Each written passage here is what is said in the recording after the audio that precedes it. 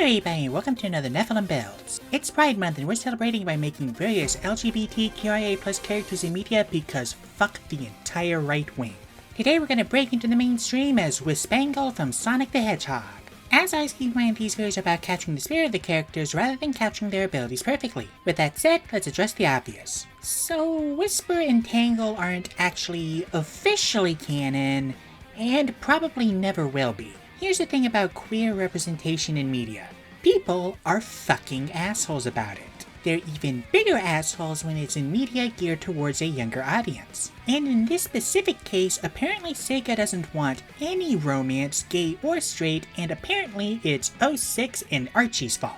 So with any media, writers will sometimes choose to be more subtle in how they present representation. It's usually obvious if you know what you're looking for, but there's still plausible deniability. A perfect example of this is Yuichiro and Mikaela from Seraph of the End. Some people will try and say they have a more brotherly relationship, and that would be a valid interpretation if it weren't for two running jokes. One, the fact that flamboyant asshat Ferret Balthury canonically ships them as hard as the fanbase does, and two, the fact that Mika blushes at everything Yu does, up to and including stabbing him with his sword. So what are the clues for these girls? For me, it's the way Whisper screams Tangle's name when she's infected by the metal virus and then pounces on her when she's cured. It's the way Tangle calls Whisper my girl during the celebration, not something you typically hear in a platonic sense. And it's the way even Mimic seems to call it out, referring to Tangle as this pretty face when Whisper asks him where she is. And if that's not good enough, then here, look at this panel. Look at the background of this panel. Look at the color of the background of this panel. Now look at this lesbian pride flag. That is not something you do on accident. This may be all the confirmation we ever get, but it's more than some ships ever do. Now with all that said, let's take it from the top with the obvious top, Tangle the Lemur. Using the standard point where I put the 15 at dexterity, you've got to be acrobatic when getting up to monkey business. After that is the 14 constitution, she can hold her own when things get rough and tumble. Just ask Rough and Tumble. Up next is the 13 in wisdom. Tangle has good eyesight, good instincts, and has been a voice of reason and a source of comfort to Whisper. We'll put the 12 in strength for Hobbs and then the 10 to charisma. She's lovable but kinda tactless. Lastly, we'll dump intelligence. Thinking things through is not her strong suit. For species, you might be thinking Hado Z because she's a lemur. Except Tangle's defining physical feature is that long, stretchy tail, and unlike tails, she can't glide with it. Also, I just don't like Hado Z. I wanted an actual monkey race, not a monkey spliced with a sugar glider. Seriously, the wing flaps are the only thing ruining this species for me. So we're going to go with Buckbear getting dark vision of 60 feet, Fey ancestry, sneaky, powerful build, surprise attack, and long-limbed. We'll make a custom background bring your increases in dexterity, wisdom, and constitution. We'll take perception and sleight of hand for skills, cook's utensils, and the tough feats. Moving on to class, we're going to start off as a monk. We get strength and dexterity saving throws to pick athletics and acrobatics for skills. We'll also be proficient with monk weapons and painter supplies. You know, for giggles. At level 1 we'll get martial arts and unarmored defense, and at level 2 we'll get monk's focus, uncanny metabolism, and unarmored movement. She's not necessarily fast like some of the other speedsters, but she does use skate-style extreme gear in the Phantom Rider arc. She should keep those. At level 3 we'll get deflect attacks and monastic tradition. Now buckle up because you're gonna have to hear me out on this one. We're going to go with Warrior of the Elements, getting elementalism and elemental attunement. Remember, the part of this that gives you reach and the part that lets you change your damage type are separate, meaning you can extend your reach and still do bludgeoning damage. And it's been confirmed that you can grapple with this reach, so we've got 20 feet of tail to work with. We're now going to multi-class the fighter, getting light and medium armor, shields, and all weapons. At level 1 we get second wind in our fighting style, taking unarmed fighting. We'll also get weapon mastery, choosing nothing. When was the last time we took nothing? I still say unarmed attacks should be an option. Now we're going to dip into rogue, getting persuasion and thieves tools. At level 1 we get sneak attack and thieves cant, as well as expertise in athletics and acrobatics. At level 2 we get cunning action, and at level 3 we get steady aim and our roguish archetype. We're going to go with thief, getting fast hands and second story work for dex-based jumping. At level 4 we'll take the grappler feat, bumping dexterity. Back to fighter. At level 2 we'll get action surge and tactical mind, and at level 3 we'll get our martial archetype. We're going to go with champion, getting improved critical and remarkable athlete. Were you perhaps expecting Battle Master for lunging attack? Not gonna lie, I was going to do that. but they changed it. It's so stupid now. You spend a superiority die to dash as a bonus action, and if you move 5 feet in a straight line, as if you can curve 5 feet of movement in 5e, then you get to add the superiority die to the damage of a melee attack made with your attack action on that turn. Why was this change made? In what way was an extra 5 feet of reach a game-breaking mechanic? Or did they think it was underpowered? Because this is worse. At level 4 we'll take the Crusher feat, rounding Constitution. At level 5 we'll get Extra Attack and Tactical Shift, and at level 6 we'll take the Athlete feat, rounding Dexterity. At level 7 we'll get another Fighting Style, taking Blind Fighting. Hot take, but Interception should work with Unarmed Strikes. At level 8 we'll cap our Dexterity, and at level 9 we'll get Indomitable and Tactical Master. At level 10 we'll get Heroic Warrior, and at level 11 we'll get another Extra Attack. Lastly, at Monk and Fighter levels 4 and 12 will get Slow Fall and the boons of Combat Prowess and Irresistible Offense, overclocking Dexterity. Wow, when was the last time we overclocked something?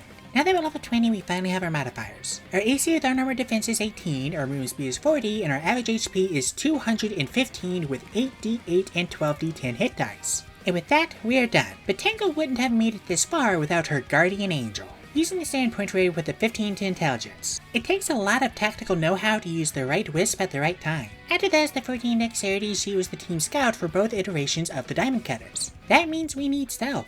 Up next is the 13 in constitution for HP and then the 12 into wisdom. You need good insight and perception when dealing with a shapeshifter. Also, we can all agree Mimic's not dead, right? But the 12 into strength and then dump charisma. She's not much of a talker. For species, we're going to go with Wild Hunt Shifter. Sorry, no Longtooth.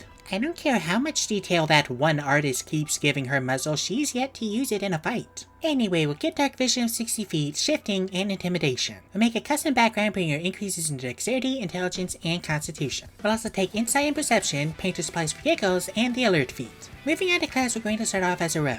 We'll get Dexterity and Intelligence saving throws and pick Athletics, Acrobatics, Stealth, and Sleight of Hand for skills. We'll also be proficient with Rogue Weapons, Light Armor, and Thieves' Tools. At level 1 we'll get Sneak Attack, Thieves' Cant, and Expertise in Stealth and Insight. We'll also get Weapon Mastery, picking the club.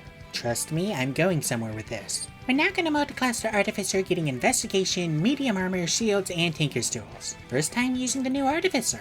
At level 1 we'll get Tinker's Magic and 2 cantrips, taking Firebolt for some Orange Shot and True Strike for some Blue Hammer. Now you see why I took the club. Needed an actual weapon for it. We'll also get 2 spells, taking Jump and Featherfall for some Green Hover. At level 2 we'll get Replicate Magic Item. This is just the old Infusions feature, and we're only going to focus on the number we can have active, same as always. And all the ones we want are level 6+, so we're actually going to ignore these for now.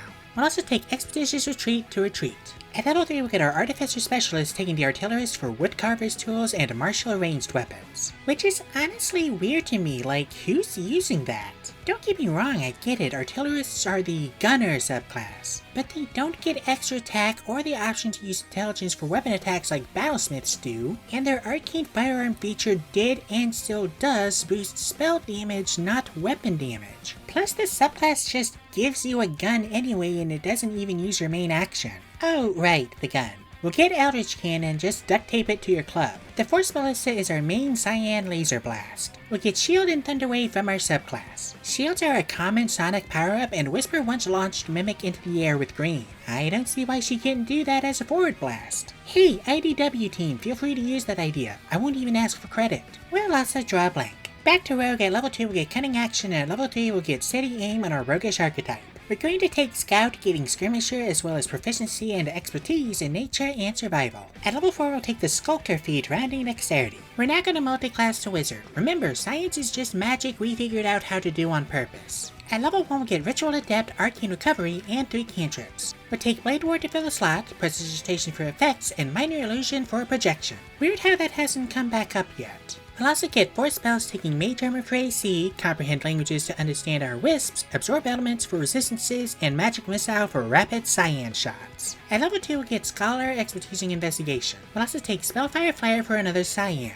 At level 3 we'll get our Arcane Tradition, taking Evocation for a Potent Cantrip and Evocation Savant. Remember, these add spells to our spellbook, not our prepared spells, so we'll ignore it. We will take Cloud of Daggers for some pink though. Weird how pink is actually spikes, but she gets saw blades. At level 4, we'll take the Spell Sniper feat, Bumping Intelligence. We'll also take Light for a flashlight and Kinetic Jaunt for some jukes. Back to Artificer at level 4, we'll take the Warcaster feat, Rounding Intelligence, and draw another blank. At level 5, we'll get Arcane Firearm. Tape it to your club and your cannon, and our variable Whispangle is complete. We'll get Scorching Ray and Shatter from our subclasses, ignore the second. We'll also take 8 for more HP and swap a blank for Enhance ability for Super Furry feats. At level 6, we'll get Magic Item Tinkerer. We'll also take the Helm of Awareness and Mind Sharpener for the fit.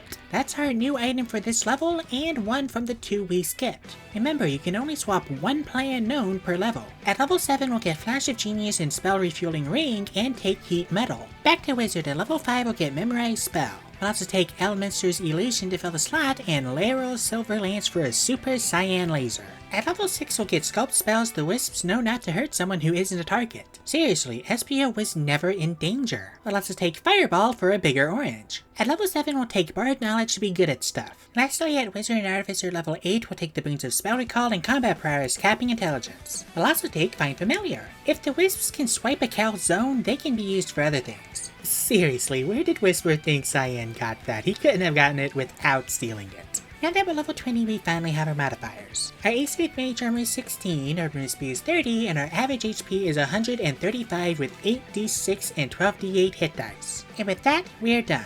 Now what can these girls do?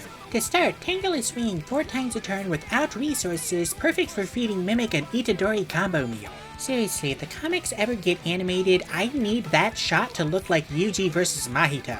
She's also a solid HP tank and rushdown DPS, as well as a grade A grappler, able to pound someone's face in while holding them well out of reach. And even though we only have 4 focus points, we're mostly using them for a 10-minute power up.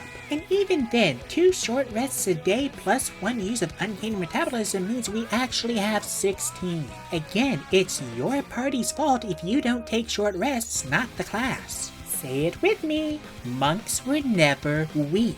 Meanwhile, Whisper is blasting and casting with a bonus action cannon shot and an action to do all sorts of shit. Big single target shots, multi-targets, AoEs, lines, and even a big old smack. We've also got a bunch of empty slots for upcasting as well as ways to restore slots. We're also great at repositioning and staying out of reach, and we are a master of infiltration. For weaknesses, Tangle gets screwed by mind players and has pretty much no magical damage. Unless of course they let her start using wisps like Sonic can, then we already have some options built in. Meanwhile, Whisper is prone to banishment and is a couple solid hits away from power word kill range. Weaknesses aside, when these girls are together they can break through anything, including the medium barrier. Thank you everybody so much for watching. If you'd like to support my channel, there's a link to my Patreon down in the description. Patrons get 2-day early access to my videos, access to exclusive content, and access to my Discord. All tiers are equal, pay as much as you want. Let me know what you thought of this video down in the comments, and I'll see you all next time when I make Kikunojo from One Piece.